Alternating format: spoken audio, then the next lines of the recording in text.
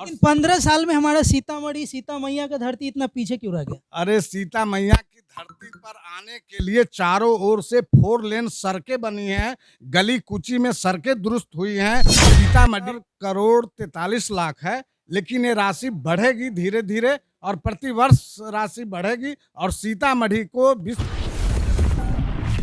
हम है चंद मतलब आधे घंटे के अंदर चले भी जाते हैं, ऐसा क्या? देखिए औचक निरीक्षण नहीं था, ये शेड्यूल कार्य था उनका और मिनट मिनट प्रोग्राम के अंतर्गत तो आए थे।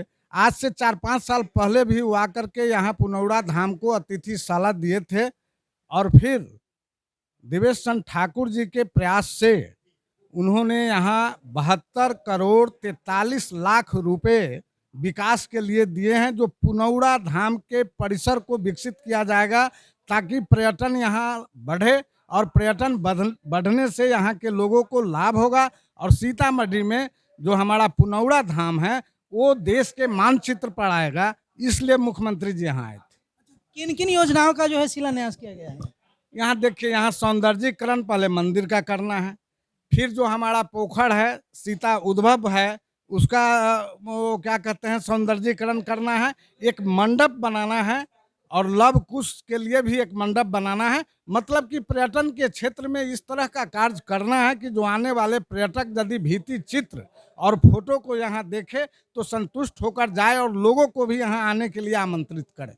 कितने राशि का सौगात जो है जिला वासियों को मिला है? देखिए राशि तो मात्र 72 करोड़ 43 लाख है, लेकिन ये राशि बढ़ेगी धीरे धीरे और प्रति वर्ष राशि बढ़ेगी और सीतामढ़ी को विश्व के मानचित्र पर लाना है, यहाँ के पर्यटन को विकसित करना है। इसलिए मुख्यमंत्री जी इस प्रयास में लगे हैं कि जिस तरह से अयोध्या में श्री राम जी का भव्य मंदिर और प्रतिमा बन रहा है, उस तरह से हम लोगों का मांग है कि सीतामढ़ी में भी सीता माता का भव्य प्रतिमा बने और पुनौड़ा धाम विश्व स्तर पर विकसित हो।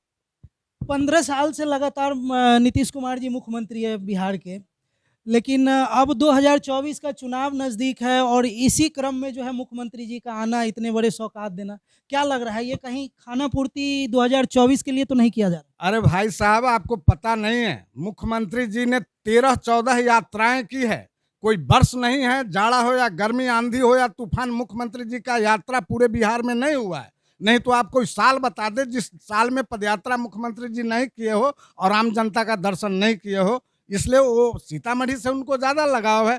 और लेकिन 15 साल में हमारा सीतामढ़ी सीता मैया का धरती इतना पीछे क्यों रह गया? अरे सीता मैया की धरती पर आने के लिए चारों ओर से 4 लेन सड़कें बनी हैं, गली कूची में सड़कें दुरुस्त हुई हैं। सीतामढ़ी अब वो सीतामढ़ी नहीं रहा, सीतामढ़ी में सीमा सड़क भी बन गई। सीतामढ़ी से जनकपुर जाने का और सीतामढ़ी से अयोध्या जाने का सारा मांग हम लोगों का है और वो मांग अविलंब पूरा होगा।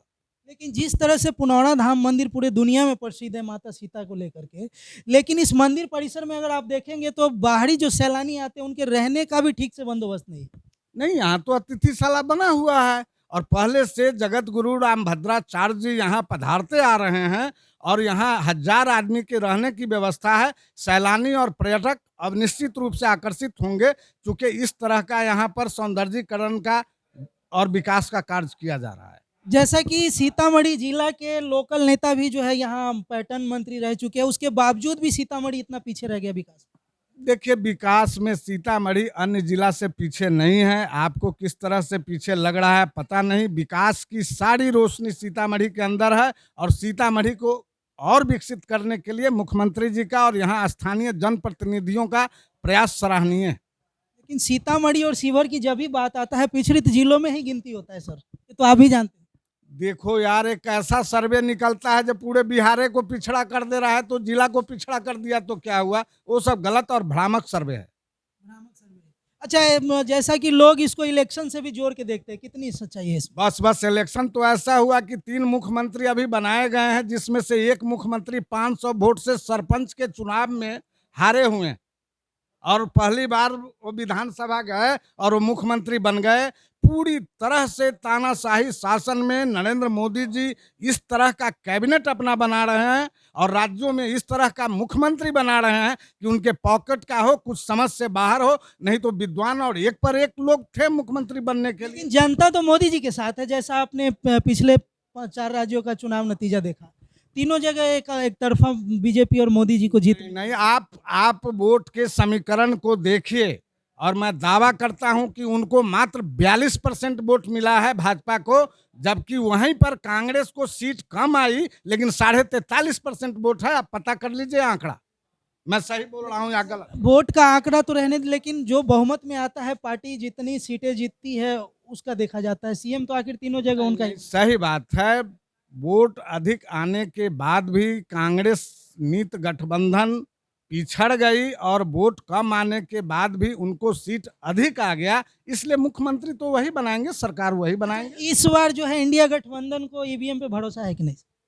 देखिए, ईवीएम पर भरोसा, ईवीएम पर तो कहीं कोई चर्चा नहीं हुई है, ईवीएम के खामियों पर कहीं कोई चर्चा नहीं हुई है, इसलिए जनता ने जो मतदान किया है उस मैंडेट के साथ हम हैं। तो क्या लग रहा है 24 में मुख्यमंत्री नीतीश कुमार जी इंडिया गठबंधन के चेहरा होंगे या राहुल गांधी जी होंगे? देखिए, इंडिया गठबंधन का चेहरा कौन होगा ये अभी पर्दे के अंदर है। मुख्यमंत्री जी ने जो काम कर दिखाया है वो आप सभी लोग जानते होंगे कि 26 पार्टियों को संयोजित कर उन्होंने पहली बैठक कराई, फिर दूसरी और तीसरी बैठक भी उन्होंने कराया। अब सोचना इंडिया गठबंधन के नेतृत्व को है कि किसका चेहरा नरेंद्र मोदी जी के चेहरे के सामने लाया जाए जो उनको जवाब मिले। अच्छा, जैसा कि आरजेडी का एक एमएलसी है सुनील सिंह, जो अपने ही सरकार पे बार बार सवाल खड़ा, प्रश्न चिन्ह लगा देते हैं।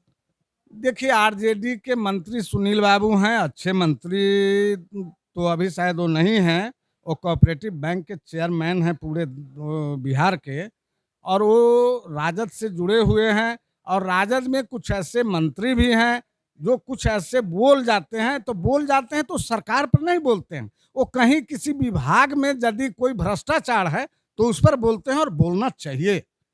नीतीश कुमार जी तो आम कार्यकर्ता को कहते हैं कि जहां कोई भ्रष्टाचार हो तो उसको लिखित दीजिए, और शिकायत नंबर है, उस शिकायत नंबर पर आप शिकायत दीजिए, उसकी जांच होगी। काफ़ी जगह हम लोगों ने घूमा है, लेकिन जो सरकारी जॉब वाले टीचर लोग हैं उनका एक जो है आरोप सरकार पे लगता है, जो नया कैलेंडर को लेकर के, जो ईद की छुट्टी बढ़ा दी गई है और वहीं रक्षाबंधन और दिवाली दशहरे की छुट्टी में कटौती की गई है, इस पर कितनी सच? देखिए, शिक्षा के क्षेत्र में जो क्रांति लाया है हमारे मुख्यमंत्री नीतीश कुमार जी ने, वो क्रांति सतत यदि चलती रहे तो बिहार में शिक्षा 1 नंबर पर जाएगी। बिहार में देश और दुनिया के सभी देशों से अधिक बहालियां, एक बार 3.5 लाख बहालियां, 1.5 लाख बहालियां, 1.25 लाख बहालियां शिक्षकों को किया गया, और लोगों का यह आरोप आया कि जो नई बहालियां हैं उसमें शिक्षक कुछ अयोग्य है, नहीं पढ़ा रहे हैं, तो उन्होंने देश स्तर पर कंपटीशन बीपीएससी में लोगों को अपियर कराया, जिसमें उत्तर प्रदेश अन्य प्रदेशों से बीपीएससी कंपीट करके जो शिक्षक आए हैं। तो यह शिकायत तो अब दूर होगी ना उस स्कूल में जिसमें बीपीएससी से शिक्षक आएंगे और बाहर के शिक्षक आएंगे, और वहां पर मकान बनेगा पंचायत स्तर पर।